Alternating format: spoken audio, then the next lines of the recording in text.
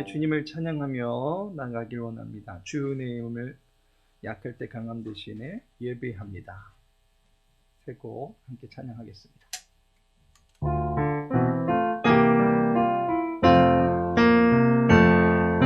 주 나의 모습 보네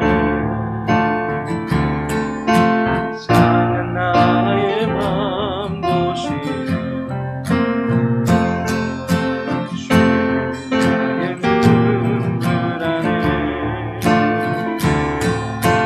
홀로 울던 맘 아시네 주 사랑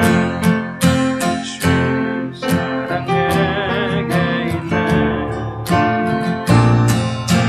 그 사랑이 날 채우네 주 내게 있네 이 은혜로 날 세우네 세상 소망 다 사라져가 주의 사랑 끝이 없으니 살아가니 이 모든 순간이 내 힘이 난 힘이 내 주 나의 모습 보내 주의 모습 보내 상한 나의 맘 보시네 주의 눈물 안에 홀로 울던 맘 아시네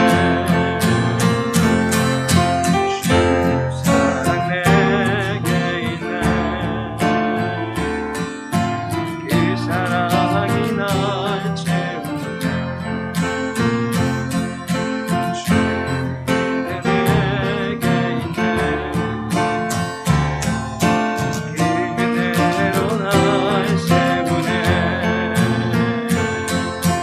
세상 소망 다 사라져가 주의 사랑 끝이 없으니 살아가니 이 모든 순간이 내 힘을 난 힘이 내 세상 소망 다 사라져가도 세상 소망 다 사라져가 주의 사랑 끝이 없으니 살아가니 이 모든 순간이 주의 내 힘을 나니 한 번 더 세상 소망 다 사라져가도 세상 소망 다 사라져가 주의 사랑 끝이 없으니 살아가니 이 모든 순간이 주의 내 힘을 난 힘이 내 약할 때 강함 대신에 약할 때 강함 대신에 나의 보배가 되신 주 나의 모든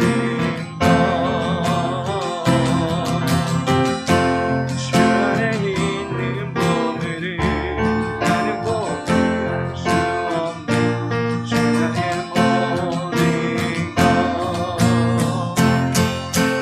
예수 어린 양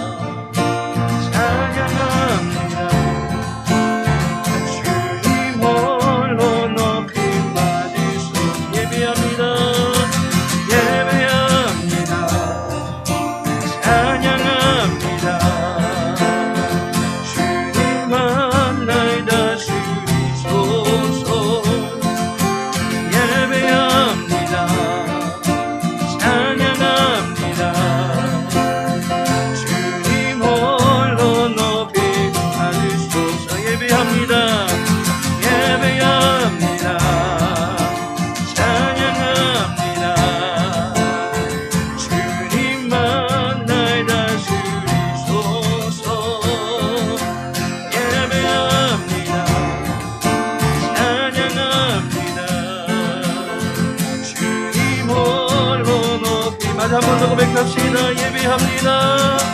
예배합니다.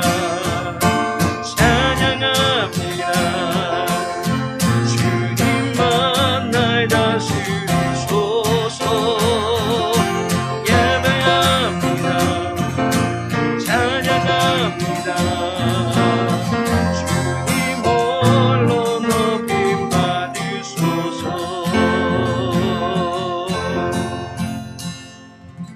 다 같이 묵도드리심으로 3일 예배 하나님께 올려드리겠습니다.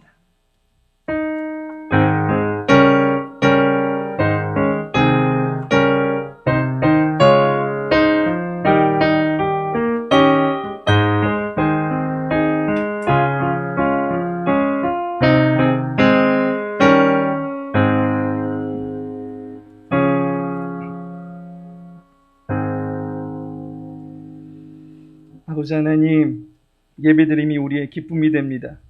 예배를 받으시는 주님의 기쁨이 되기를 소망합니다. 이 시간 모인 각 심령들을 살펴주시고 주님께 드리는 우리의 마음과 뜻과 정성을 받아주시옵소서. 예배의 모든 과정들을 주관하여 주시옵소서. 예수님의 이름으로 기도합니다.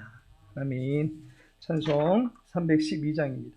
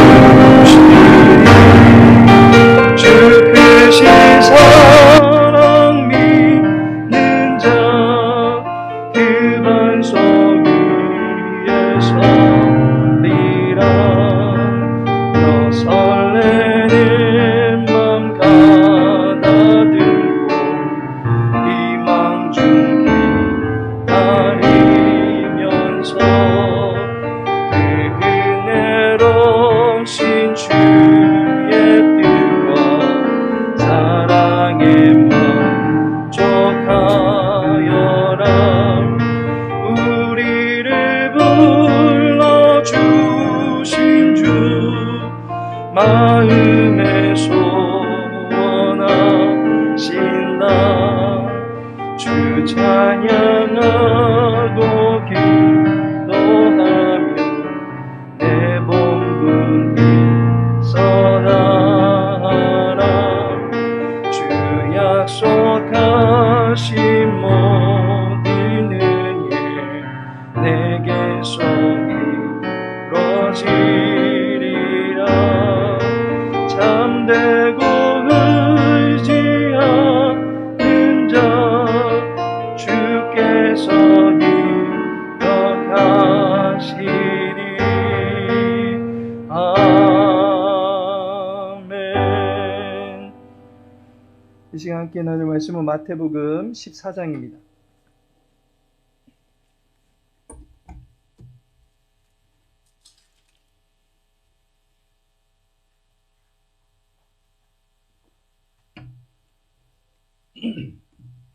마태복음 14장 19절에서 21절까지의 말씀입니다.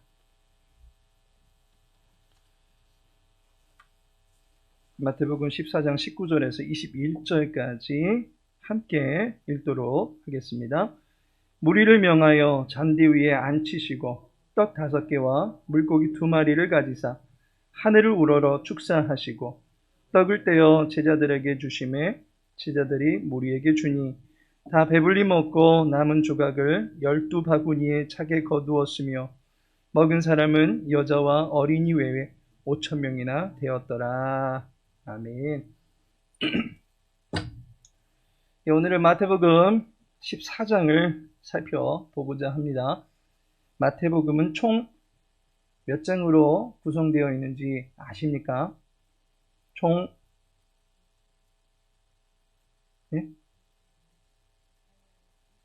28장으로 이루어져 있습니다. 오늘까지 살펴보면 마태복음 절반을 마치게 됩니다. 다음 주에는 명절 관계로 다른 본문으로 해서 예배를 드릴 예정입니다. 그래서 마태복음 통독 강해는 한 주 미뤄서 2월 9일에 15장에서부터 다시 시작하도록 하겠습니다. 먼저 마태복음 14장을 살펴보기에 앞서서 13장을 간단히 복습하고자 합니다. 13장은 천국장으로 유명한 장입니다. 천국은 마치 무엇과 같다라고 총 7개의 비유로 천국을 소개해주고 있습니다. 예수님께서 공생의 사역을 시작하실 때에 처음으로 가르쳐 주셨던 것이 천국입니다. 회개하라, 천국이 가까이 왔느니라. 천국이 여기 있다, 저기 있다 식으로 보여줄 수 있는 공간이 아닙니다. 마태는 공간으로서의 천국이 아니라 하나님께서 다스리시는 모든 영역과 그 결과를 천국이다라고 소개하고 있습니다. 따라서 천국은 마치 무엇과 같다라는 식으로 가르쳐 주고 있는 것입니다. 천국을 볼 수 없기 때문에 무엇과 같다라는 식으로 비유로 설명해 주신 것입니다. 예수님께서 가르쳐 주신 천국 비유는 총 7개입니다. 씨 뿌리는 비유, 가라지 비유, 겨자씨 비유, 누룩 비유, 보화 비유, 진주 비유, 그물 비유. 비유로 가르쳐 주신 천국을 통해서 우리가 알 수 있는 천국의 특징이 3가지가 있습니다. 첫 번째가 천국은 성장한다라고 하는 것입니다. 하나님의 다스림을 받는 사람은 성장하게 되어 있습니다. 하나님은 생명의 공급자이십니다. 생명을 창조하셨고 그분 자체가 생명이시고 살아계신 하나님이십니다. 생명은 날마다 성장하게 됩니다. 그래서 하나님의 다스림을 받는 사람은 반드시 성장하게 되어 있습니다. 우리의 육체는 성장기를 지나면서부터는 노화가 되겠지만 우리의 영혼은 하나님과 교제하면서 그리스도의 장성한 분량에 이르기까지 끊임없이 날마다 성장해 나갈 수 있게 되는 것입니다. 두 번째로 천국은 분리한다라고 하는 특징이 있습니다. 하나님의 다스리심은 그분이 보시기에 선한 것과 그렇지 않은 것 둘로 분리가 됩니다. 가라지와 알곡이 분리가 되고 그물에 걸린 물고기 중에서도 좋은 것과 못된 것이 분리가 됩니다. 하나님의 통치는 선과 악을 반드시 분리하게 되어 있습니다. 마지막으로 천국은 영원한 가치를 가지고 있다라고 말할 수 있습니다. 만일 천국을 얻을 수 있다면 여러분들은 어떻게 하시겠습니까? 천국은 영원한 가치를 가지고 있습니다.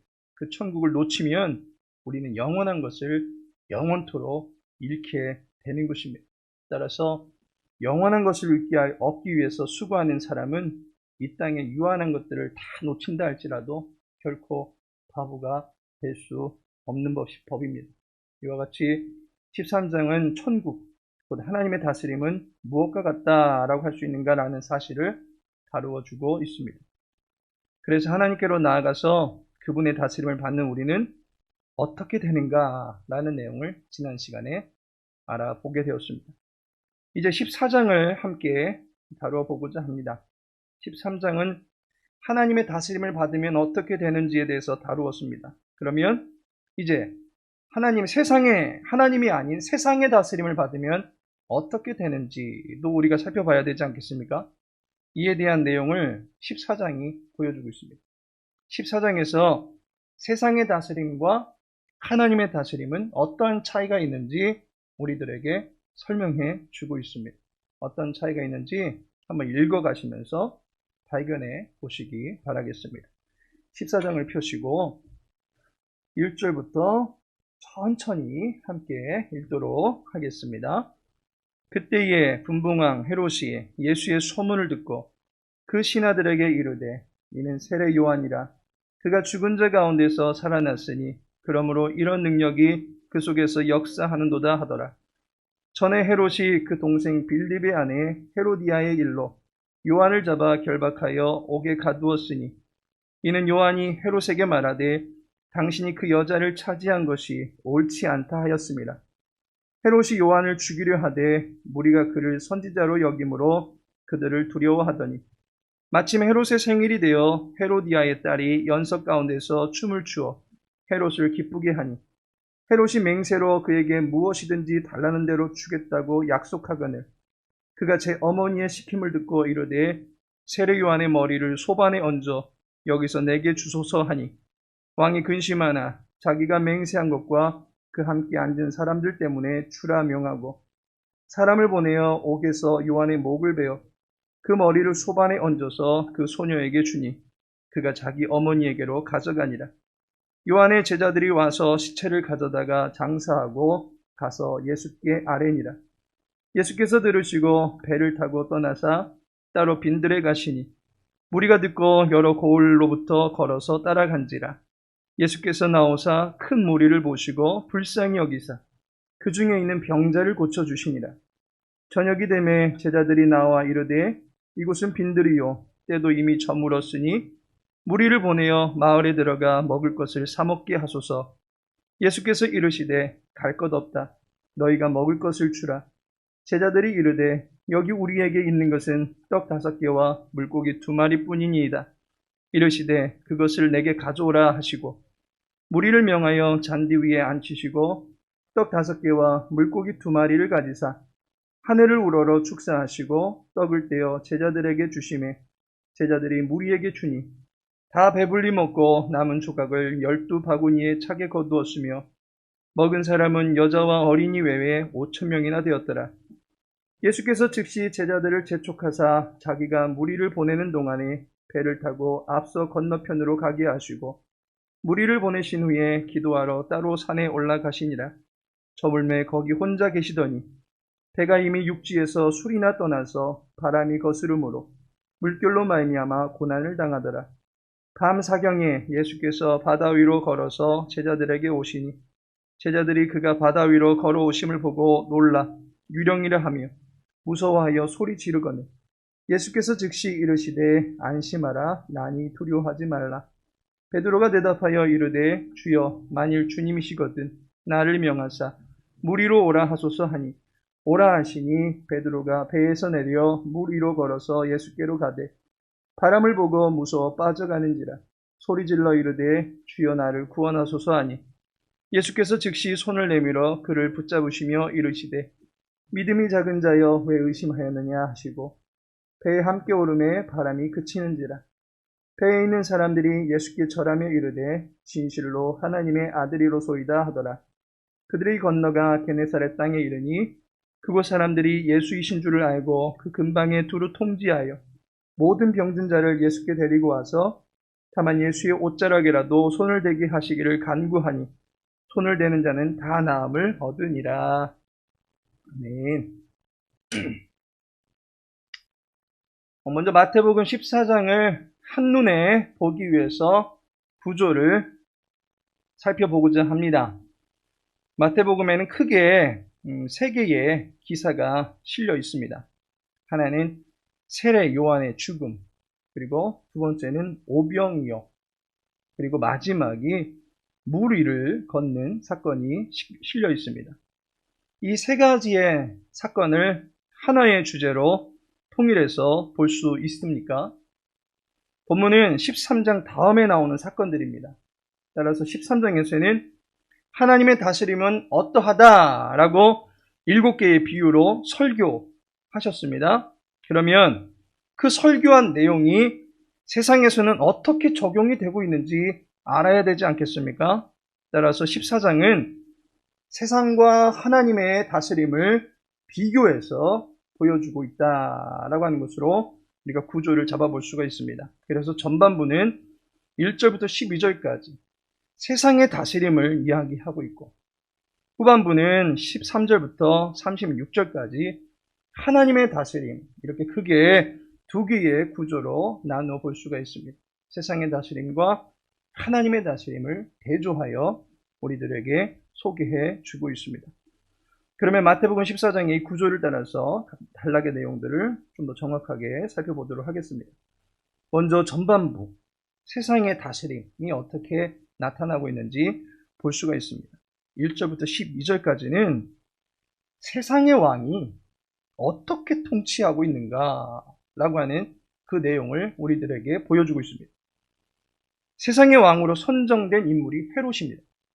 1절을 보시면 그때의 분봉왕 헤롯이 예수의 소문을 듣고 라고 말씀하고 있습니다. 분봉이라고 하는 말은 4분의 1이라고 하는 의미입니다. 이스라엘을 4분의 1로 나누어서 각 영역을 통치하게 된 왕이 분봉왕입니다. 본문의 헤롯은 갈릴리와 베레아 지역을 통치하는 헤롯 안티파스를 말하고 있습니다. 지도상에서 분홍색으로 되어 있는 지역이 헤롯이 통치하는 지역입니다. 저 작은 땅 안에서만 헤롯이 어떻게 통치하고 있는가, 그것만 보아도 온 세상이 어떻게 돌아가고 있는지를 우리는 볼 수가 있습니다. 세상은 어떻게 다스리고 있습니까? 첫째로 진리를 배척한다라고 하는 것입니다. 세상은 절대적인 진리를 배척합니다. 지금의 세상도 진리를 주장하면 싫어합니다. 너만 진리를 말하냐? 나도 말할 수 있다? 라고 합니다. 그러면서 너도 나도 자신들이 말하는 것이 다 옳다라고 이야기합니다.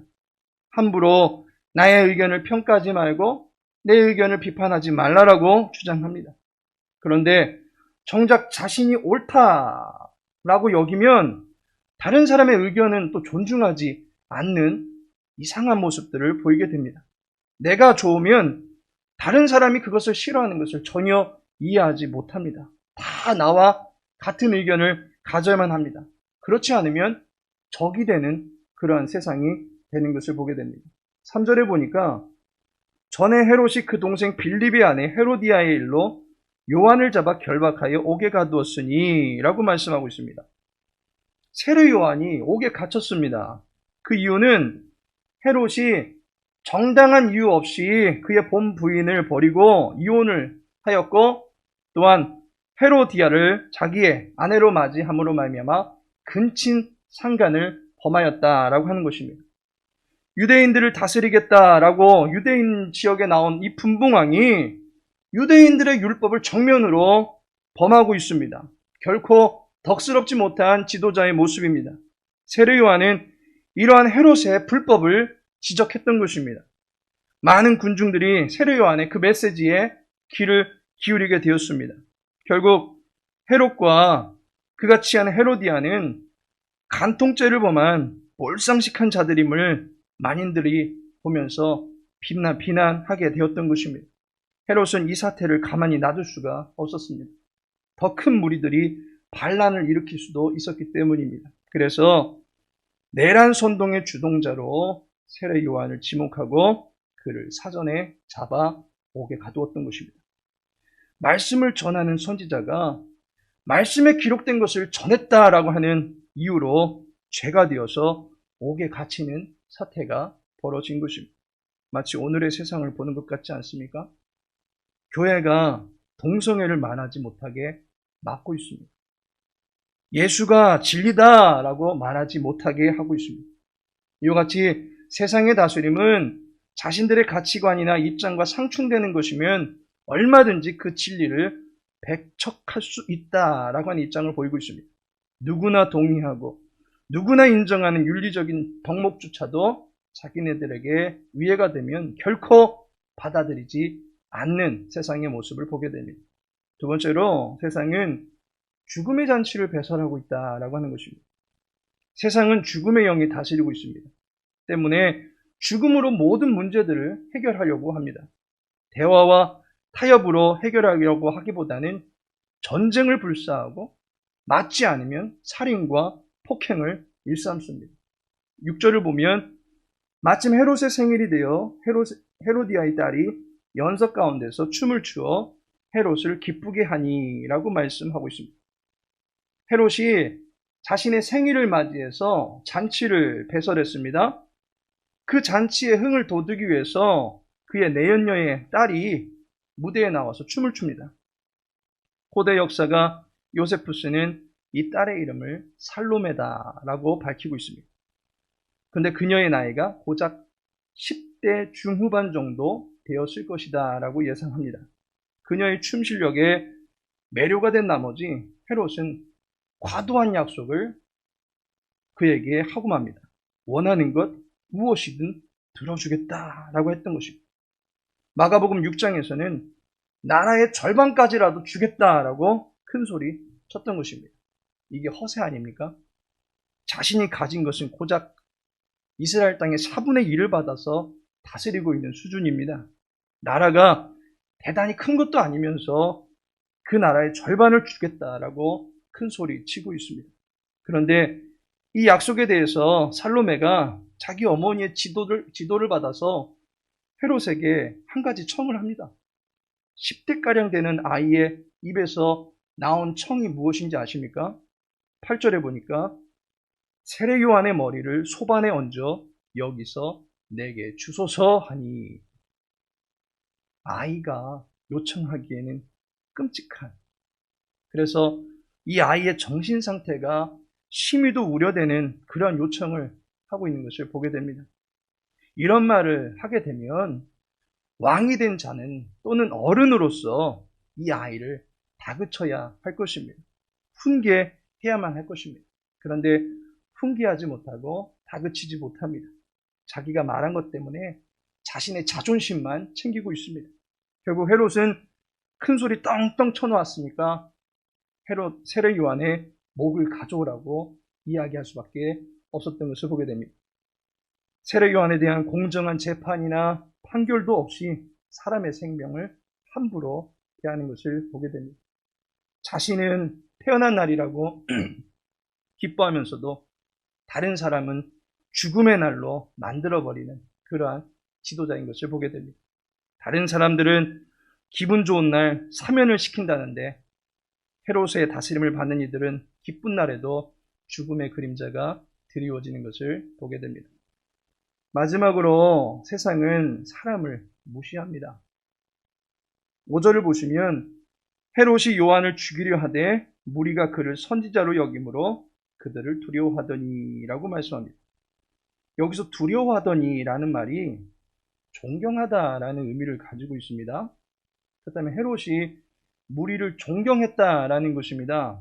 그런데 정작 그가 표면적으로 행하고 있는 모습은 결코 존중하는 모습이 아닙니다. 왜냐하면 무리들은 지금 세례 요한을 선지자로 알고 있었습니다. 그런데 무리들이 그렇게 추앙하고 있는 선지자를 옥에 가두어 놓고 내보내지 않고 있기 때문입니다. 심지어 죽이려고 하였고 또 죽여버렸습니다. 겉으로는 무리들의 의견을 들어주려고 하는 것 같지만 속으로는 무리들이 자신의 뜻을 이루는 일에 있어서 걸림돌이 될 뿐이다 라고 여기고 있는 것입니다. 겉다르고 속다른 헤롯의 모습이 세상의 모습과 많이 닮아있지 않습니까? 오직 자기 이익을 위해서라면 겉으로는 얼마든지 웃을 수 있습니다. 그러나 속으로는 발톱을 숨기고 있는 것입니다. 이와 같이 세상은 진리를 배척하고 죽음과 남의 고통으로 희열을 느끼고 있습니다. 사람을 존중하지 않는 모습들이 나타나고 있는 것을 보게 됩니다. 이것이 바로 세상에서 나타나는 모습입니다. 그런데 후반부에서는 하나님의 다스림을 우리들에게 보여주고 있습니다. 후반부에 주님의 다스림이 나타납니다. 주님의 다스림은 앞서서 살펴본 세상의 다스림과 완전히 정반대되는 모습으로 나타납니다. 먼저 무리를 무시하는 것이 아니라 사람들의 형편과 처지를 세세히 살펴줍니다. 무리의 처지를 10분 이해하고 그들의 처지를 해결해 줄 수 있는 방향으로 자기의 통치권을 발동하고 있습니다. 14절을 보시면 예수께서 나오사 큰 무리를 보시고 불쌍히 여기사 그 중에 있는 병자를 고쳐주시니라 라고 말씀하고 있습니다. 큰 무리를 보시고 그들의 거대한 규모를 두려워하거나 성가시게 여긴 것이 아닙니다. 그들 모두에 대해서 불쌍히 여기시는 자세를 가지셨다라고 하는 것입니다. 또한 생명의 잔치를 만들지 않습니까? 세상은 죽음의 잔치를 만들어 놓고 소수의 사람들끼리 낄낄거리고 있습니다. 그러나 주님은 모든 사람들, 곧 남자를 비롯한 여자와 아이들까지도 풍성한 잔치에 초대해서 기쁨을 누릴 수 있게 해주고 있습니다. 그 대표적인 사건이 바로 오병이어의 사건입니다. 오병이어, 곧 떡 5개와 물고기 2마리로 5,000명 이상의 사람들을 먹이고도 12바구니가 남았다라고 하는 기이한 사건입니다. 예수님께서는 자신에게 주어진 권세로 빈들에 있던 무리들에게 먹을 것을 먹이시는 기적을 베풀어 주셨습니다. 요한계시록 2장 17절에 보니까 이기는 그에게는 내가 감추었던 만나를 주고 라고 말씀하고 있습니다.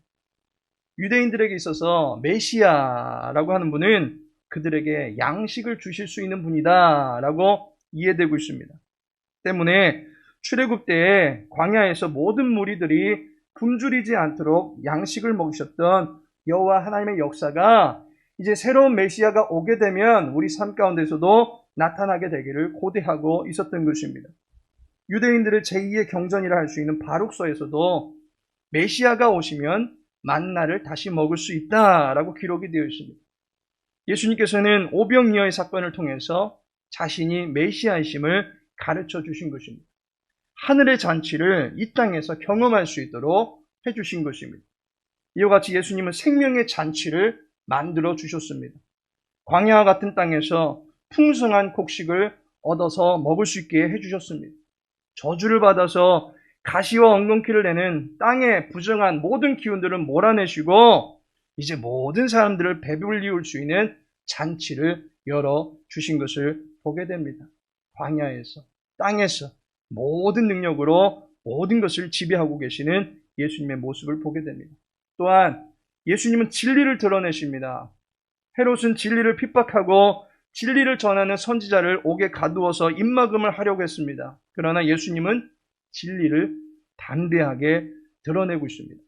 그 대표적인 사건이 바로 물 위를 걷는 사건입니다. 25절을 보시면 밤 사경에 예수께서 바다 위로 걸어서 제자들에게 오시니 라고 말씀하고 있습니다. 유대사에는 밤을 4개로 구분하고 있습니다. 각각 3시간씩 나누어서 경이라고 부릅니다. 그래서 저녁 6시부터가 한경, 1경이라고 이야기합니다. 그리고 3시간이 지난 9시부터는 2경이라고 이야기합니다. 그리고 3시간이 지난 자정부터는 3경, 그리고 3시부터, 새벽 3시서부터 6시까지 가장 짙은 어둠이 깔리는 이 시간이 4경이다라고 말하고 있습니다. 캄캄함이 절정에 달하는 시간입니다. 흑암이 짙게 깔리는 시간입니다. 이때 예수님께서 바다 위로 걸어서 오십니다. 그때 제자들은 26절을 보면 유령인 줄 알았습니다. 자신들 앞으로 스르르 다가오는 인간의 형체를 보고는 유령이라 여기고 무서워했던 것을 보게 됩니다. 그때 주님께서 27절에 예수께서 즉시 이르시되 안심하라 나니 두려워하지 말라 라고 말씀하고 있습니다. 여기서 예수님께서 자신을 가리켜서 나다 라고 소개하고 있습니다. 나는 나다 라고 하는 이 말이 하나님께서 자신을 드러내실 때 자주 사용하는 하나님 소개법입니다. 예수님은 자신을 이렇게 나타내신 것입니다. 진리를 선명하게 나타내신 것입니다. 진리를 가리우려는 어둠을 몰아내시고 또한 진리를 뒤엎어버리려고 하는 물의 흉흉함에도 두려워하지 아니하시고 바다를 정복해 버리십니다. 바다의 위력은 주님 앞에서 그 위세를 떨치지 못하게 합니다. 주님께서는 물을 지배하고 있는 모습도 보게 됩니다. 주님은 이처럼 진리를 드러내시고 진리를 가르쳐 주셨다라고 하는 것입니다. 하나님께서 사랑하시는 성도 여러분, 세상의 다스림과 하나님의 다스림이 분명히 대조적으로 나타나고 있는 것을 마태복음 14장에서 살펴볼 수가 있습니다. 우리가 마지막으로 살펴보고자 하는 것은 세상은 다스릴 때에 늘 주장하는 자세로 합니다. 나보다도 더 위에 있는 그러한 위치에서 내게 명하는 자세로 우리를 다스리려고 합니다. 심지어 사람들의 생명까지도 함부로 다루곤 합니다. 하지만 하나님의 다스림은 어떻게 나타나고 있는지 한번 보시기 바랍니다. 하나님은 우리를 자신이 다스리는 영역에 초대하시고 함께 할 수 있도록 우리를 세워주시는 것을 보게 됩니다. 오병이어를 보십시오. 16절을 보시면 예수께서 이르시되 갈 것 없다. 너희가 먹을 것을 주라 라고 말하고 있습니다. 지금 먹을 것이 없는데 무리를 먹여야 하는 제자들의 입장에서는 이 얼마나 막막한 명령입니까? 나는 할 수 있는 게 없는데, 나는 가진 게 없는데, 나는 줄 수 있는 게 없는데, 그 순간 제자들은 이러한 생각을 하지 않았겠습니까? 무리를 보면서 동정하는 마음은 생겼지만 그들을 헤아리고 살필 수 있는 실질적인 도움은 주지 못하고 있는 자신들의 무력함 때문에 아파하고 있지 않았겠습니까? 그런데 주님은 제자들의 손을 빌어서 기적을 이행하시는 것을 보게 됩니다. 제자들이 직접 음식을 나누어 줄 수 있도록 해주셨습니다. 먼저는 무리들을 친절하게 안내해서 50명씩 앉히게 해주셨습니다. 그리고 예수님께서는 제자들의 손에 양식을 쥐어주시는 것을 보게 됩니다. 19절 말미에 떡을 떼어 제자들에게 주심에 제자들이 무리에게 주니라고 말씀하고 있습니다. 방금 전까지 제자들은 할 수 있는 것이 아무것도 없었습니다. 줄 수 있는 것도 없었습니다. 그런데 주님께서 제자들이 할 수 있게 해주셨습니다. 줄 수 있게 공급해 주셨습니다. 주님의 다스리심은 우리가 함께 할 수 있도록 우리를 세워 주신다라고 하는 것입니다. 주님은 우리가 당신의 일에 동참할 수 있도록 우리 모두를 세워 주신다라고 하는 사실입니다. 무리를 걷는 사건도 마찬가지 아닙니까? 예수님만 무리를 걸었던 것이 아닙니다. 28절을 보시면 베드로가 대답하여 이르되 주여 만일 주님이시거든 나를 명하사 물 위로 오라 하소서라고 말하고 있습니다. 사람이 무리를 걷는다라고 하는 것은 중력의 법칙에 위배되는 것입니다. 그런데 예수님은 걸으십니다. 베드로가 그 모습을 보면서 신기했습니다. 그래서 주님을 따라서 해보고 싶어 했습니다. 그런데 자기는 안 된다라고 하는 것을 알고 있습니다. 하지만 주님 때문이라면 될 것 같습니다. 그래서 주님이시라면 나에게도 명하여 주십시오. 그렇게 간청합니다. 결국 베드로는 물 밖으로 자기의 발을 내딛게 됩니다. 비록 그가 물에 요동치는 모습을 보면서 두려워하여 빠졌을지라도 베드로는 예수님과 함께 물 위를 걷게 되었던 것을 보게 됩니다. 예수님은 자기의 다스림을 통해서 우리가 주님과 같이 될 수 있도록 도와주시는 분이십니다. 우리의 믿음을 더욱더 성장시켜 주시고 발전시켜 주시고 단단하게 무장시켜 줄 수 있도록 우리를 도와주시는 분이십니다. 그분의 엄청난 능력 앞에서 우리는 그야말로 아무것도 할 수 없는 보잘것없는 존재일 뿐입니다. 그러나 주님께서는 그러한 우리를 무시하지 아니하십니다. 너는 그런 것도 못하냐? 라고 핀잔을 주지 않습니다. 그러면 그렇지 네가 별 수 있겠냐? 하시면서 물에 빠진 베드로를 다그치지 않으셨습니다. 도리어 붙잡아 일으켜 주십니다. 배고파하는 무리들은 먹여주셨습니다. 줄 것이 없는 이의 손에는 줄 것들을 쥐어 주셨습니다. 주님은 그렇게 우리와 함께 다스리기를 원하신다라고 하는 것을 보게 됩니다. 주님께서 땅을 정복하시고 바다를 정복하시고 모든 것을 다스리셨습니다. 그분의 위대한 다스림이 베풀어지는 곳에 저와 여러분의 작은 몸도 쓰임받게 되어지기를 소망합니다. 저와 여러분이 갖고 있는 적은 자원들도 주님의 손에 들림받아서 함께 쓰임받게 되어지기를 소망합니다. 하나님께서 다스리시사 진리를 드러내시고 풍성한 하늘의 즐거움을 이 땅에 드러내게 하는 일에 저와 여러분이 기묘하게 쓰임받을 수 있게 되기를, 그로 말미암아 우리의 믿음이 주님께 쓰임받음으로 나날이 장성케 되어지게 되는 놀라운 역사도 있게 되기를 예수님의 이름으로 축복합니다. 다 같이 기도합니다. 우리를 다스리시는 주님, 주님의 일에 동참하기를 원합니다. 우리를 주님의 손이 되어서 쓰임받기를 원합니다. 사랑을 건넬 수 있는 손이 되게 하옵소서. 주님의 사랑을 전하는 입술이 되게 하옵소서. 우리가 가진 것은 미약할지라도 주님께서 들어 쓰실 때에 가장 강력한 도구가 될 줄로 믿습니다. 의의 도구가 되어서 쓰임받는 기쁨을 누릴 수 있도록 도와주옵소서. 남은 한 주간도 평강 중에 우리를 지켜주옵소서. 코로나로부터 주의 백성들을 보호하여 주시고 이제 명절을 앞두고 있는 상황 가운데 있는데 모든 믿음의 권속들 염려와 근심으로 이 명절을 맞이하지 않게 해주시옵시고 기쁨과 평강과 또 안식 가운데 이 모든 명절들을 기쁨으로 맞이할 수 있도록 도와주시옵소서. 남은 한 주간도 주님께서 우리의 삶을 다스려 주시옵시고 그 삶 속에서도 하나님께 쓰임받는 거룩한 기쁨들이 넘쳐날 수 있도록 도와주옵소서. 모든 주께 부탁하며 예수님의 이름으로 기도합니다. 아멘. 찬송가 310장입니다.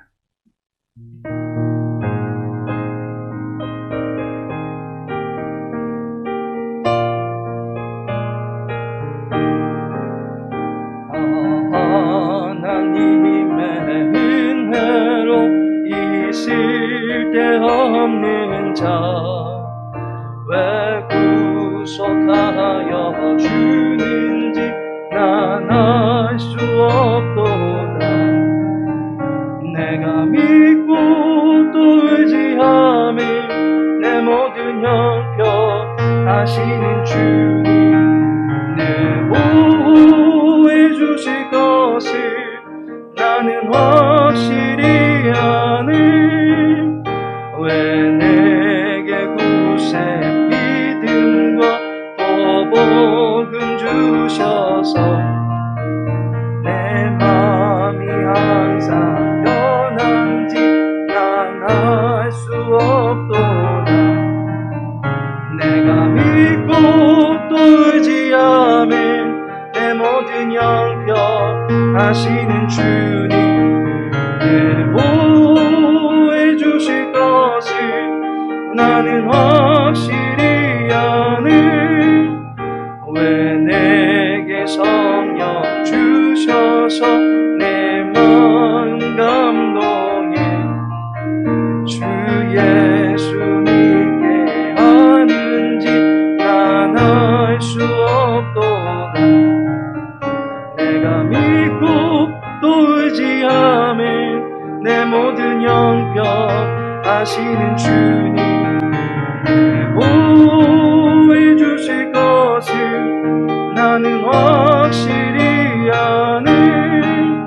주 언제가 임하실지 밤에 온낮에 또 주님 만날 그곳도 난 알 수 없도다. 내가 믿고 또 의지함이 내 모든 형편 하시는 주님 내 보호해 주실 것을 나는 확실히 아네. 주기도문 하시겠습니다. 하늘에 계신 우리 아버지여 이름이 거룩히 여김을 받으시오며 나라의 임하옵시며 뜻이 하늘에서 이룬 것 같이 땅에서도 이루어지이다. 오늘날 우리에게 일용할 양식을 주옵시고 우리가 우리에게 죄 지은 자를 사하여 준 것 같이 우리 죄를 사하여 주옵시고 우리를 시험에 들게 하지 마옵시고 다만 악에서 구하옵소서. 내게 나라와 권세와 영광이 아버지께 영원히 싸움나이다. 아멘.